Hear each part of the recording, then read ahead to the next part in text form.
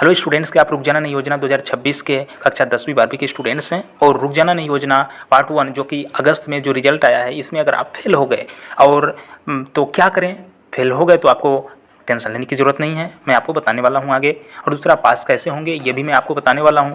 और तीसरा ये है कि रुक जाना नहीं वालों का ये साल बर्बाद हो जाएगा या नहीं होगा अगर आप पार्ट 1 में अभी अगस्त के आए हुए परीक्षा का रिजल्ट में अगर आप फेल हो गए तो क्या आपका ये साल बर्बाद होगा या नहीं होगा, ये सारी जानकारी मैं आपको देने वाला हूँ। तो चलिए मैं आपको एक एक करके बता देता हूँ। तो सबसे पहला पॉइंट यह आता है कि फेल वाले क्या करें। अगर आप फेल हो ही गए हैं तो आपको अब टेंशन लेने की ज़रूरत नहीं है, क्योंकि फेल तो हो ही गए हैं, आप कर तो कुछ सकते नहीं। फिर भी मैं आपको एक उम्मीद की किरण मैं दे रहा हूँ।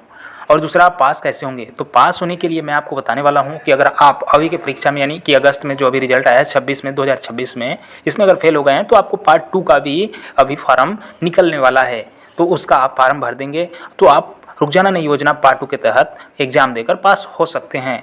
तो आपको इसकी टेंशन लेने की ज़रूरत नहीं है। अब हम अगला पॉइंट की बात करते हैं, लास्ट पॉइंट की, कि रुक जाना नहीं वालों का ये साल बर्बाद हो जाएगा या नहीं। तो लास्ट पॉइंट की अब हम बात करते हैं कि रुक जाना नहीं वालों का ये साल बर्बाद हो जाएगा कि नहीं होगा। तो ध्यान से सुनो दोस्त, आपका ये साल बर्बाद हो सकता है।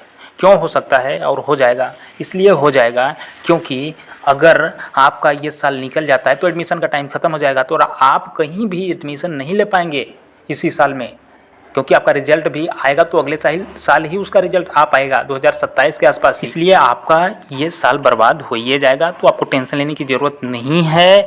और भी अगर आपको इससे रिलेटेड, रुक जाना नहीं से रिलेटेड कोई भी जानकारी चाहिए तो आप हमें डायरेक्टली मैसेज कर सकते हो, कमेंट कर सकते हो और हमारे इस चैनल के साथ जुड़ जाइए, ताकि आने वाली हर एक महत्वपूर्ण जानकारी आपको मिलती रहेगी। धन्यवाद।